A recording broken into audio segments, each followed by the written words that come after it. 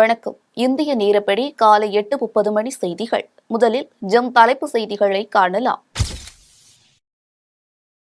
இன்று கர்நாடகா செல்கிறார் பிரதமர் மோடி. ஒரே நாளில் 4 பொதுக்கூட்டங்களில் பங்கேற்று பிரச்சாரம்.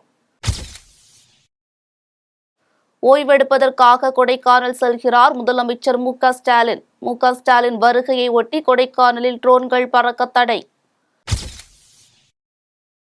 தமிழ்நாட்டிற்கு நிதியும் கிடையாது, நீதியும் கிடையாது என வஞ்சிக்கும் பாஜக அரசு. மு.க.ஸ்டாலின் எக்ஸ் தளப்பதிவு.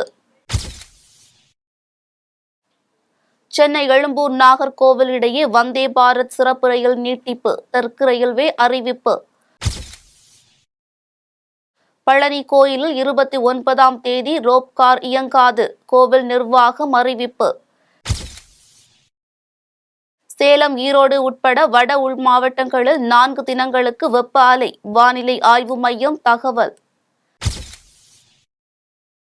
நடப்பு ஐபிஎல் தொடரில் 44வது லீக் போட்டி. லக்னோ அணியை வீழ்த்தி ராஜஸ்தான் அணி வெற்றி. இனி விரிவான செய்திகளை காணலாம். நாடாளுமன்ற 2ஆம் கட்ட தேர்தலையொட்டி பிரதமர் மோடி கர்நாடகாவில் 2 நாள் பிரச்சாரம் செய்ய உள்ளார்.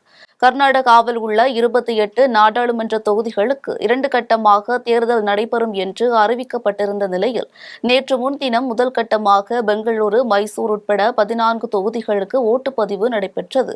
இந்நிலையில் 2வது கட்டமாக வருகிற 7ஆம் தேதி பெலகாவி, பல்லாரி, உத்தர கன்னடா, தார்வார், பாகல்கோட்டை, சிவமொக்கா, தாவணகரே, கலபுரகி உட்பட 14 தொகுதிகளுக்கு தேர்தல் நடைபெற உள்ளது. இந்நிலையில் பெலகாவி, உத்தர கன்னடா, தாவணகரே, பாகல்கோட்டை ஆகிய 4 தொகுதிகளில் ஒரே நாளில் பிரதமர் மோடி பொதுக்கூட்டங்களில் பங்கேற்று பிரச்சாரம் செய்ய உள்ளார். இந்நிலையில் இன்று காலை 11 மணியளவில் பெலகாவி மாலினி சிட்டியில் ஏற்பாடு செய்யப்பட்டுள்ள பாரதிய ஜனதா பொதுக்கூட்டத்தில் பிரதமர் மோடி பங்கேற்கிறார்.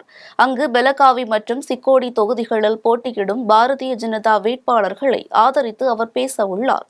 பிரதமர் வருகையை ஒட்டி பலத்த போலீஸ் பாதுகாப்பு ஏற்பாடுகள் செய்யப்பட்டுள்ளது. தமிழ்நாட்டிற்கு நிதியும் கிடையாது, நீதியும் கிடையாது என வஞ்சிக்கும் ஒன்றிய பாஜக அரசின் ஒவ்வொரு செயலையும் மக்கள் பார்த்து கொண்டுதான் இருக்கிறார்கள் என முதலமைச்சர் மு.க.ஸ்டாலின் எக்ஸ் வலைதள பக்கத்தில் குறிப்பிட்டுள்ளார். வெள்ள நிவாரண நிதி குறித்து தமிழக முதலமைச்சர் மு.க.ஸ்டாலின் தனது எக்ஸ் பக்கத்தில் பதிவு ஒன்றை வெளியிட்டுள்ளார். அதில் மிக்ஜாம் புயல் மற்றும் வெள்ள பாதிப்புகளுக்கான நிவாரணமாக தமிழ்நாடு 37,907 கோடி ரூபாய் கோரியது. ஆனால் ஒன்றிய பாஜக அரசு தற்போது அறிவித்திருப்பதோ வரும் 276 கோடி ரூபாய். இதுவும் நாம் உச்சநீதிமன்றத்தை நாடிய பிறகே அறிவிக்கப்பட்டுள்ளது எனவும் பாதிக்கப்பட்ட மக்களுக்கு உடனடி நிவாரணமாகவும் உட்கட்டமைப்புகளை மறுசீரமைக்கவும் தமிழ்நாடு அரசு மாநில பேரிடர் நிதியிலிருந்து இதுவரை 2,477 கோடி ரூபாய் செலவு செய்துள்ளது எனவும் குறிப்பிட்டுள்ளார். மேலும் தமிழ்நாட்டிற்கு நிதியும் கிடையாது, நீதியும் கிடையாது என வஞ்சிக்கும் ஒன்றிய பாஜக அரசின் ஒவ்வொரு செயலையும் நம் மக்கள் பார்த்து கொண்டுதான் இருக்கிறார்கள் என்று பதிவிட்டுள்ளார். முதலமைச்சர் மு.க.ஸ்டாலின் ஓய்வெடுப்பதற்காக நாளை கொடைக்கானலுக்கு செல்ல உள்ளார். முதலமைச்சர் மு.க.ஸ்டாலின் ஓய்வெடுப்பதற்காக நாளை குடும்பத்துடன் கொடைக்கானலுக்கு செல்கிறார். அதற்காக நாளை சென்னையிலிருந்து மதுரைக்கு விமானம் மூலம் செல்கிறார். பின்னர் மதுரையிலிருந்து காரில் புறப்பட்டு கொடைக்கானலுக்கு செல்கிறார். மே 4ஆம் தேதி வரை அவர் அங்கு தங்கியிருப்பார் என்று கூறப்படுகிறது. முதலமைச்சர் வருகையை முன்னிட்டு அவருக்கு பாதுகாப்பு அளிப்பதற்காக 1000க்கும் மேற்பட்ட போலீசார் மலைப்பகுதி முழுவதும் குவிக்கப்பட்டுள்ளனர். இந்நிலையில் முதலமைச்சர் மு.க.ஸ்டாலின் வருகையை ஒட்டி ஏப்ரல் 29 முதல் மே 4ஆம் தேதி வரை கொடைக்கானலில் ட்ரோன்கள் பறக்க தடை விதிக்கப்பட்டுள்ளது. இதன்படி கொடைக்கானல் பகுதிகளில் ட்ரோன்கள், பலூன்கள் பறக்க தடை விதித்து திண்டுக்கல் எஸ்பி உத்தரவு பிறப்பித்துள்ளார். ஐபிஎல் கிரிக்கெட் தொடரில் லக்னோ அணியை 7 விக்கெட்டுகள் வித்தியாசத்தில் வீழ்த்தி ராஜஸ்தான் அணி வெற்றி பெற்றது. ஐபிஎல் கிரிக்கெட் தொடரில் 44வது லீக் ஆட்டத்தில் லக்னோவில் உள்ள மைதானத்தில் லக்னோ, ராஜஸ்தான் அணிகள் மோதியது. போட்டியில் டாஸ் வென்ற ராஜஸ்தான் அணி முதலில் பந்து வீச்சு தேர்வு செய்தது. இதனையடுத்து லக்னோ அணி வீரர்கள் 20 ஓவர்கள் முடிவில் 5 விக்கெட்டுகள் இழப்பிற்கு 196 ரன்கள் குவித்தனர். பின்னர் 197 ரன்கள் எடுத்தால் வெற்றி என்ற இமாலய இலக்குடன் களமிறங்கிய ராஜஸ்தான் தொடக்க வீரர்கள் அதிரடியாக விளையாடினர். இறுதியில் ராஜஸ்தான் அணி 19வது ஓவரில் 3 விக்கெட்டுகளை மட்டும் இழந்து 199 ரன்கள் குவித்து லக்னோ அணியை 7 விக்கெட்டுகள் வித்தியாசத்தில் வீழ்த்தி ராஜஸ்தான் அணி வெற்றி பெற்றது. போட்டியில் ராஜஸ்தான் அணி வீரர் சஞ்சு சாம்சன் அரை சதம் அடித்து அசத்தினார். தூத்துக்குடி துறைமுகத்தில் பணியாற்றி உயிரிழந்தவர்கள் தற்போது உயிருடன் இருப்பதாக கணக்கு காட்டி பென்ஷன் தொகையை மோசடி செய்த ஊழியர் மணிகண்ட பிரபுவிடம் விஜிலன்ஸ் அதிகாரிகள் விசாரணை நடத்தி வருகின்றனர். தூத்துக்குடி துறைமுகத்தில் சரக்கு கையாளும் தொழிலாளர் குழுமம் தனியாக செயல்பட்டு வருகிறது. இதில் 1600க்கும் மேற்பட்ட ஊழியர்கள் பணிபுரிந்து வந்தனர். இந்நிலையில் கடந்த 2016ஆம் ஆண்டு சரக்கு கையாளும் தொழிலாளர் குழுமம் தூத்துக்குடி துறைமுக நிர்வாகத்துடன் இணைக்கப்பட்டது. இதில் பணிபுரிந்து ஓய்வு பெற்ற ஊழியர்களுக்கு பென்ஷன் தொகையாக ரூபாய் 20,000 வழங்கப்பட்டு வந்தது. இதில் துறைமுக தொழிலாளர்கள் பலர் இறந்துவிட்ட நிலையில் துறைமுக அதிகாரிகள் இறந்த ஊழியர்களின் பென்ஷன் தொகை கணக்கை முறையாக கண்காணிக்காமல் மெத்தனமாக இருந்துவிட்டனர். இதனை அறிந்த தூத்துக்குடி துறைமுகத்தில் பென்ஷன் பிரிவில் பணிபுரியும் துறைமுக ஒப்பந்த ஊழியர் மணிகண்ட பிரபு உள்ளிட்ட சில ஊழியர்கள் உயிரிழந்த துறைமுக ஊழியர்களை கணக்கில் காட்டாமல் இறந்த ஊழியர்களின் பெயரில் முழு பென்ஷன் தொகையும் வேறொரு வங்கியில் கணக்கை தொடங்கி பணத்தை மோசடி செய்துவிட்டு இறந்தவர்களின் மனைவி பெயரில் குடும்ப ஓய்வூதியத்தை பிரச்சனை ஏற்படாமல் வழங்கி வந்துள்ளனர். இந்த மோசடி துறைமுக ஊழியர்கள் சிலருக்கு தெரிய வந்ததை அடுத்து துறைமுக விஜிலன்ஸ் அதிகாரிகள் மற்றும் சிபிஐ அதிகாரிகளுக்கு புகார் அளித்தனர். புகாரின் பேரில் கடந்த 2 நாட்களாக தூத்துக்குடி துறைமுகத்தில் விஜிலன்ஸ் அதிகாரிகள் பென்ஷன் பிரிவில் பணிபுரியும் மணிகண்ட பிரபு உள்ளிட்ட ஊழியர்களிடம் விசாரணை நடத்தி வருகின்றனர். விசாரணையில் தூத்துக்குடி துறைமுகத்தில் பணியாற்றி உயிரிழந்த துறைமுக ஊழியர்கள் 20 பேரின் பென்ஷன் கணக்கில் தற்போது அவர்கள் உயிருடன் இருப்பதாக கணக்கு காட்டி பென்ஷன் தொகையை மோசடி செய்திருப்பதும் இதே போன்று பல கோடி ரூபாய் மோசடியாக பெற்றிருப்பதும் தெரிய வந்துள்ளது. இந்த மோசடி சம்பவம் தூத்துக்குடி துறைமுக வட்டாரத்தில் பெரும் அதிர்ச்சியை ஏற்படுத்தியுள்ளது.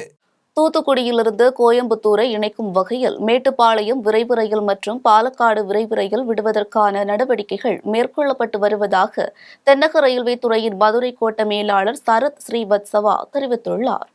மத்திய அரசின் அம்ருத் திட்டத்தின் கீழ் தூத்துக்குடி ரயில் நிலையத்தில் பல்வேறு விரிவாக்க பணிகள் நடைபெற்று வருகிறது. அதில் கூடுதல் ரயில் பெட்டிகளுடன் ரயில் நிற்பதற்கான மாற்றுப்பாதை, ரயில்களை சரி செய்ய அமைக்கப்பட்டு வரும் பிட்லைன் பாதை, 3 கோடி ரூபாய் மதிப்பீட்டில் அமைக்கப்பட்டு வரும் இயக்க அலுவலர்கள் ஊழியர்கள் தங்குமிடம் மற்றும் ரயில்வே பயணிகளுக்கு கூடுதல் வசதிகள் என பல்வேறு பணிகள் நடைபெற்று வருகிறது.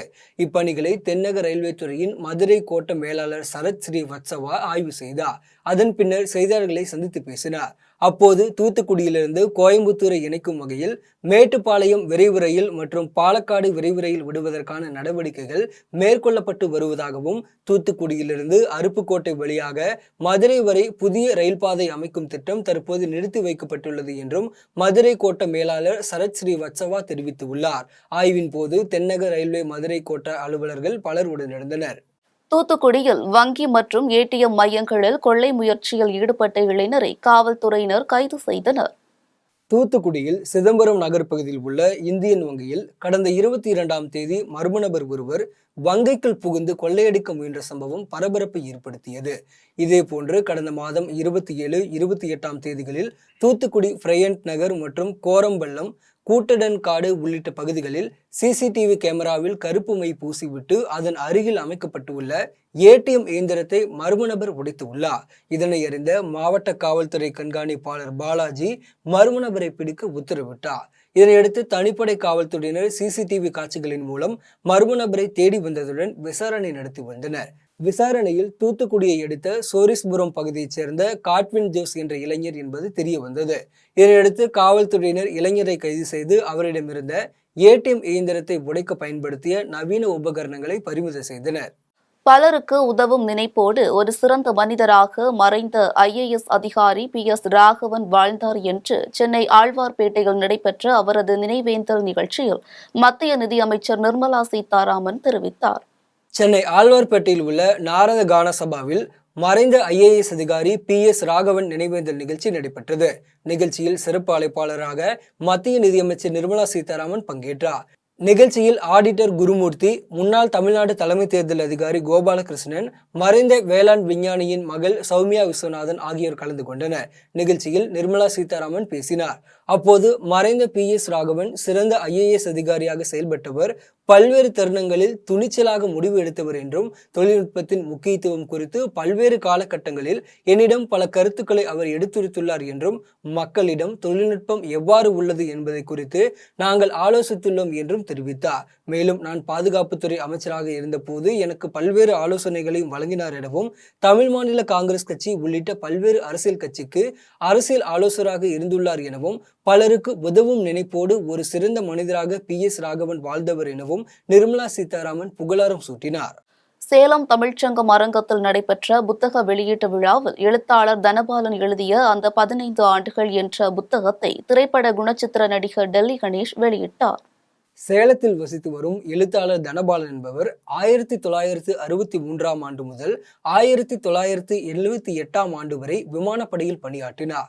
இந்த விமானப்படை குறித்து பொதுமக்கள் மற்றும் பள்ளி மாணவ மாணவிகள் இனி வரும் காலங்களில் அறிந்து கொள்ளும் வகையில் 15 ஆண்டுகளில் நடந்த நிகழ்வுகள் மற்றும் சுவாரஸ்யங்களை எழுத்தாளர் தனபாலன் அந்த 15 ஆண்டுகள் என்ற புத்தகத்தை எழுதியுள்ளார். இதன் வெளியீட்டு விழா சேலம் தமிழ் சங்கம் அரங்கில் நடைபெற்றது. நிகழ்ச்சியில் திரைப்பட குணச்சித்திர நடிகர் டெல்லி கணேஷ் பங்கேற்று புத்தகத்தை வெளியிட்டார். இதனை எழுத்தாளர் தனபாலனின் குடும்பத்தார் பெற்றுக்கொண்டனர். அப்போது 15 ஆண்டுகள் விமானப்படையில் நடந்த நிகழ்வுகள் ஒவ்வொரு பக்கமும் நன்றாகவும் விறுவிறுப்பாகவும் இருக்கிறது என்றும் இந்த புத்தகம் எதிர்வரும் காலங்களில் ஏர்போர்ஸில் பணியாற்ற காத்திருக்கும் மாணவ மாணவிகளுக்கு உதவியாக இருக்கும் என்றும் தெரிவித்தார். இதில் ஏராளமான பொதுமக்கள் கலந்து கொண்டனர். கோவையில் நின்றிருந்த கார் மீது இருசக்கர வாகனம் மோதிய விபத்தில் இளைஞர் ஒருவர் பரிதாபமாக உயிரிழந்தார். கோவை செல்லுபுரம் பகுதியைச் சேர்ந்த இளைஞர் ஹிஜாஸ் என்ற நண்பருடன் இருசக்கர வாகனத்தில் ரேஸ்கோர்ஸ் பகுதிக்கு சென்றார். ரேஸ்கோர்ஸ் ஆட்சியர் குடியிருப்பு அருகே இருசக்கர வாகனம் வந்தபோது கட்டுப்பாட்டை இழந்து சாலையோரம் நின்றிருந்த கார் மீது பயங்கரமாக மோதி விபத்துக்கு உள்ளானது. இந்த விபத்தில் இருசக்கர வாகனத்தின் பின்னால் அமர்ந்திருந்த ஹிஜாஸ் தூக்கி வீசப்பட்டதில் சம்பவ இடத்திலேயே பரிதாபமாக உயிரிழந்தார். படுகாயமடைந்த மற்றொரு இளைஞரை அருகில் இருந்தவர்கள் மீட்டு சிகிச்சைக்காக கோவை அரசு மருத்துவமனைக்கு அனுப்பி வைத்தனர். இந்த விபத்து குறித்து ரேஸ்கோர்ஸ் காவல்துறையினர் விசாரணை நடத்தி வருகின்றனர். கோவை நகரத்தில் தங்க நகை தொழிலாளர்களிடம் அதிகரிக்கும் கொள்ளை சம்பவங்களை தடுக்க அதிக கண்காணிப்பு கேமராக்களை வழங்க கோயமுத்தூர் கைவினைஞர்கள் தங்க நகை தயாரிப்பாளர்கள் முன்வந்துள்ளனர். தங்க நகை உற்பத்தி தொழிலில் தமிழகத்தில் கோவை நகரம் அதிக முக்கியத்துவம் கொண்ட நகரமாக உள்ளது. கோவையில் கோடிக்கணக்கில் தங்க நகைகள் தயாரிக்கப்பட்டு கர்நாடகா, கேரளா மற்றும் வட மாநிலங்களுக்கு தினம்தோறும் கொண்டு செல்வது வழக்கமாக உள்ளது. இந்நிலையில் தங்க நகைகளை கொண்டு செல்லும் போது மர்ம நபர்கள் நகைகளை கொள்ளையடித்து செல்வதும் தற்போது அதிகரித்து வருகிறது.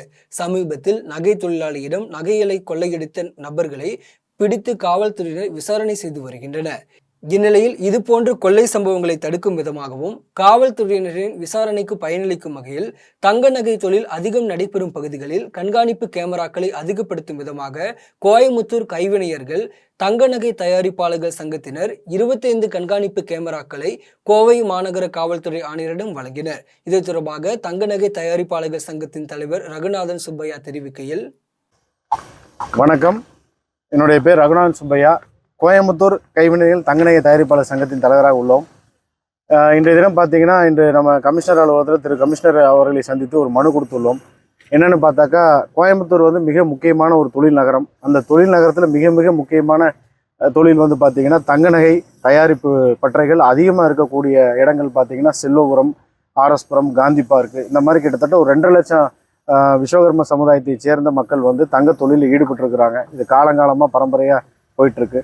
இப்போ ஒரு 5 தினங்களுக்கு முன்னாடி பார்த்தீங்கன்னா தங்க நகை தயாரிப்பாளரான திரு ராஜேந்திரன் அவர்களை தாக்கி இரவு 11:45க்கு ஒரு கொலைவெறி தாக்குதல் நடத்தி அவர்கிட்ட இருந்த தங்கத்தை பறிச்சுட்டு போயிருக்கிறாங்க. ஸோ துரிதமாக நம்ம காவல்துறை செயல்பட்டு இன்ஃபார்மர் கொடுத்தவங்க எல்லாத்தையுமே பிடிச்சிருக்கிறாங்க. மறுபடியும் அது சம்மந்தமாக இன்வெஸ்டிகேஷன் போயிட்டுருக்கு. எனவே அதை துரிதப்படுத்தவும், இந்த தங்க நகை தயாரிப்புகள் ஏரியா பட்டறைகள் இருக்கக்கூடிய ஏரியா பார்த்தீங்கன்னா கிட்டத்தட்ட ஒரு 1 லட்சம் பட்டறை இருக்குங்க. டோட்டலாக ஒரு 2.5 லட்சம் பேர் அதில் ஈடுபட்டிருக்கிறாங்க.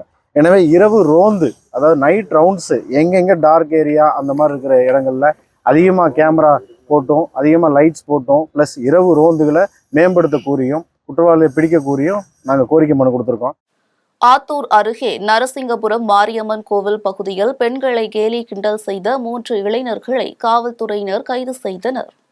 சேலம் மாவட்டம் ஆத்தூர் அருகே நரசிங்கபுரம் மாரியம்மன் கோவில், சிவன் கோவில் தெருவில் சுமார் 1000க்கும் மேற்பட்டோர் வசித்து வருகின்றனர்.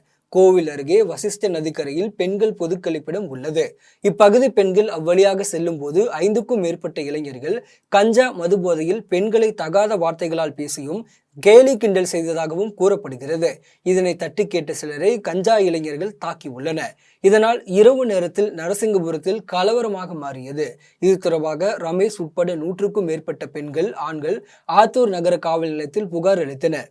புகாரின் பேரில் வழக்கு பதிவு செய்த காவல்துறையினர் கோவிந்தன் மகன் சபரிநாத், விஜயகுமார் மகன் ஸ்ரீராம், சக்திவேல் மகன் சந்தோஷ்குமார் ஆகிய 3 பேரை கைது செய்தனர். இதனிடையே தமிழ்நாட்டில் கஞ்சா விற்பனையை தடுக்க திராவிட மாடல் அரசு நடவடிக்கை எடுக்க வேண்டும் என பொதுமக்கள் கோரிக்கை விடுத்துள்ளனர். திருத்துறைப்பூண்டி அருகே மலை தேனீக்கள் கொட்டிய 7 பேர் திருவாரூர் அரசு மருத்துவமனையில் தீவிர சிகிச்சை பிரிவில் அனுமதிக்கப்பட்டு சிகிச்சை பெற்று வருகின்றனர். திருவாரூர் மாவட்டம் திருத்துறைப்பூண்டி அருகே உள்ள ராயநல்லூர் சிவன் கோவில் தெருவைச் சேர்ந்த நாகலிங்கம் மற்றும் அவரது சகோதரர் சவுந்தரராஜன் குடும்பத்தினர் அதே ஊரில் உள்ள ஐயங்கட்டி பகுதியில் அமைந்துள்ள ஸ்ரீ முருகன் ஆலயத்தில் குழந்தைகள் உட்பட சுமார் 50க்கும் மேற்பட்டோர் பூஜை செய்து சாமி கும்பிட்டு உள்ளனர். அப்போது கோவிலுக்கு எதிரே கருவேல மரத்தில் கட்டியுள்ள தேன்கூட்டிலிருந்து மலை தேனீக்கள் கூட்டமாக வந்து 15க்கும் மேற்பட்டவர்களை கொட்டியது. இதில் வலி தாங்க முடியாமல் சேற்றில் பிறண்டு உள்ளனர். இதனையடுத்து 15க்கும் மேற்பட்டோர் 108 ஆம்புலன்ஸ் மூலம் திருவாரூர் அரசு மருத்துவக் கல்லூரி மருத்துவமனையில் அனுமதிக்கப்பட்டு சிகிச்சை பெற்று வருகின்றனர். இதனை அறிந்த தனியார் தொலைக்காட்சி செய்தியாளர் மகேந்திரன் தேன்கூட்டை படம் எடுத்த போது தேனீக்கள் கொட்டியதில் வலி தாங்க முடியாமல் விளக்குடி அரசு மருத்துவமனையில் சிகிச்சை பெற்றார். இதனையடுத்து ஊராட்சி மன்ற தலைவர் சுப்பிரமணியன் தலைமையில் கோட்டூர் தீயணைப்பு வீரர்கள் தேன்கூட்டை அளித்ததால் அப்பகுதி மக்கள் நிம்மதியடைந்தனர். கடலூர் மாநகராட்சியில் அதிமுக சார்பில் இரு பிரிவினர் நீர்மோர் பந்தல் அமைக்க அனுமதி கோரி கோட்டாட்சியர் அலுவலகத்தில் மனு அளித்தனர். கோடை வெயிலின் தாக்கத்திலிருந்து பொதுமக்களை பாதுகாக்க பல்வேறு அரசியல் கட்சியினர், தன்னார்வலர்கள் பல்வேறு பகுதியில் நீர்மோர் பந்தல் திறந்து வருகின்றனர். அந்த வகையில் கடலூர் திருப்பாதிரி புலியூர், மஞ்சக்குப்பம் மற்றும் முதுநகர் பகுதியில் அதிமுக மாநில எம்ஜிஆர் இளைஞரணி துணை செயலாளர் CKS கார்த்திகேயன் தலைமையில் அவரின் ஆதரவாளர்கள் நீர்மோர் பந்தல் திறக்க ஏற்பாடு செய்திருந்தனர். இந்த நிலையில் முன்னாள் தொழில்துறை அமைச்சரும் கடலூர் வடக்கு அதிமுக மாவட்ட செயலாளருமான MC சம்பத் அனுமதியின்றி நீர்மோர் பந்தல் திறந்ததால் சட்டம் ஒழுங்கு பிரச்சனை ஏற்படும் என அதிமுகவை சேர்ந்த நிர்வாகிகள் காவல் நிலையத்தில் புகார் அளித்தனர். புகாரின் பேரில் அனுமதியின்றி அமைக்கப்பட்ட நீர்மோர் பந்தலை காவல்துறையினர் அப்புறப்படுத்தினர். இதனையடுத்து நீர்மோர் பந்தல் அமைக்க அனுமதி வழங்க கோரி அதிமுக மாநில எம்ஜிஆர் இளைஞரணி துணை செயலாளர் CKS கார்த்திகேயன் தனது ஆதரவாளர்களுடன் கடலூர் கோட்டாட்சியர் அலுவலகத்தில் மனு அளித்தார். அதனையடுத்து சிறிது நேரத்தில் அதிமுக மாவட்ட அவைத் தலைவர் சேவல்குமார் தலைமையில் கடலூர் மாநகராட்சிக்கு உட்பட்ட பல்வேறு பகுதிகளில் நீர்மோர் பந்தல் திறக்க அனுமதி வழங்க கோரி கோட்டாட்சியர் அலுவலகத்தில் மனு அளித்தனர். அப்போது அதிமுக சார்பில் மாவட்ட செயலாளர் MC சம்பத் அனுமதியுடன் நீர்மோர் பந்தல் திறப்பதற்கு மட்டுமே மாவட்ட நிர்வாகம் அனுமதி வழங்க வேண்டும் என கோரிக்கை வைக்கப்பட்டது. இரு பிரிவுகளாக கடலூர் மாநகராட்சியில் அதிமுகவினர் நீர்மோர் பந்தல் அமைக்க கோட்டாட்சியரிடம் மனு அளித்த நிகழ்வு கடலூர் மாவட்ட அதிமுகவில் சலசலப்பை ஏற்படுத்தியுள்ளது. கடலூர் ரயில் நிலையத்தில் பயணி ஒருவர் தவறவிட்ட வெள்ளிப் பொருட்களை அரக்கோணம் ரயில்வே காவல்துறையினர் மீட்டு உரியவரிடம் ஒப்படைத்தனர். ராணிப்பேட்டை மாவட்டம் அரக்கோணம் சந்திப்பு ரயில் நிலையம் வழியாக கன்னியாகுமரியிலிருந்து பனராஸ் செல்லும் காசி தமிழ் எக்ஸ்பிரஸ் ரயிலில் கேட்பாரற்று பை ஒன்று இருப்பதாக ரயிலில் பயணம் செய்த பயணிகள் ரோந்து பணியில் இருந்த ரயில்வே காவலர்களிடம் தெரிவித்துள்ளனர். இதனையடுத்து ரயில்வே காவல்துறையினர் பையை கைப்பற்றி அரக்கோணம் ரயில்வே காவல் நிலையத்திற்கு கொண்டு வந்து சோதனை செய்தனர். அதில் வெள்ளி குத்து விளக்கு, டம்ளர், காமாட்சியம்மன் விளக்கு உட்பட பூஜை பொருட்கள் இருந்துள்ளது. மேலும் அந்த பையில் ஒரு கைபேசி எண் இருந்துள்ளது. அந்த எண்ணை தொடர்பு கொண்டு விசாரித்த போது கன்னியாகுமரி மாவட்டத்தைச் சேர்ந்த பொன்ராஜ் என்பவர் கடலூர் வரை பயணம் செய்தார் என்பதும், கடலூர் ரயில் நிலையத்தில் இறங்கும் போது வெள்ளி பொருட்களை தவறுவிட்டதும் தெரிய வந்தது. உடனடியாக அரக்கோணம் இருப்பு பாதை காவல் நிலையத்திற்கு பொன்ராஜை வரவைத்து விசாரணைக்கு பின் அவரிடம் வெள்ளி பொருட்கள் ஒப்படைக்கப்பட்டது. தருமபுரி பேருந்து நிலையம் அருகே திமுக சார்பில் மாவட்ட கழக செயலாளர் தடங்கம் சுப்பிரமணி தண்ணீர் பந்தலை திறந்து வைத்தார்.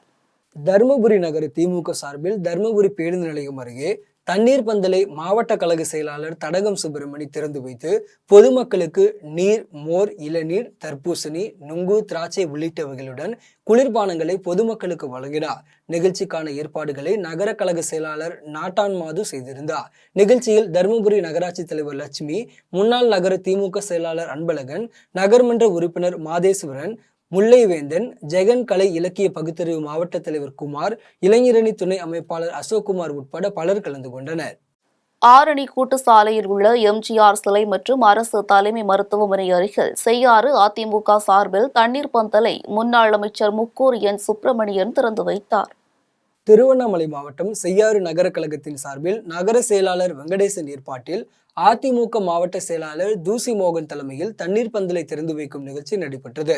நிகழ்ச்சியில் சிறப்பு விருந்தினராக கலந்து கொண்ட முன்னாள் அமைச்சர் முக்கூரியன் சுப்பிரமணியன் தண்ணீர் பந்தலை திறந்து வைத்து பொதுமக்களுக்கு இளநீர், தர்பூசணி, வெள்ளரி பழம், கீரக்காய், மோர், கிரேப்ஸ் உள்ளிட்ட குளிர்பானங்களை வழங்கினார். நிகழ்ச்சியில் அதிமுக நிர்வாகிகள், நகர அவைத்தலைவர் ஜனார்த்தனன், ஒன்றிய செயலாளர்கள் எஸ். மகேந்திரன், அரங்கநாதன், ராமநாதன், சீத்துரை, மாவட்ட கழக நிர்வாகிகள் அருணகிரி, ரவிச்சந்திரன் உட்பட பலர் கலந்து கொண்டனர்.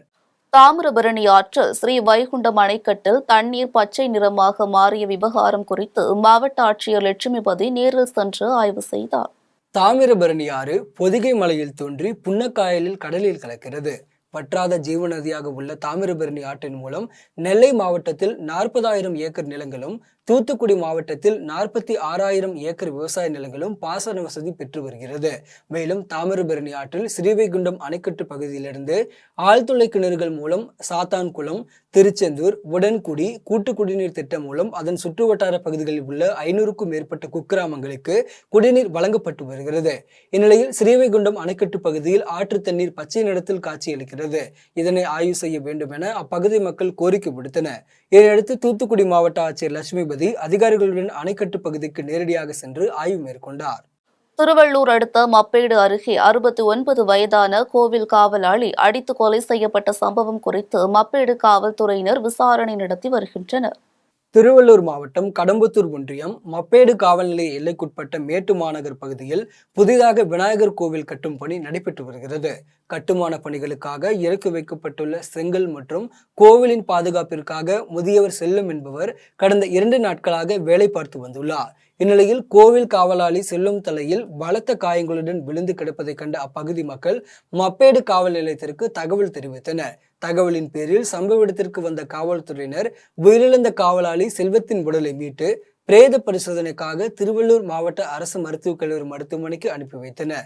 மேலும் வழக்கு பதிவு செய்து விசாரணை மேற்கொண்டனர். விசாரணையில் முதியவர் செல்வத்திற்கு திருமணமாகி மனைவி மற்றும் பிள்ளைகள் ஏற்கனவே இறந்துவிட்ட நிலையில் தனியாக வாழ்ந்து வந்தது தெரிய வந்தது.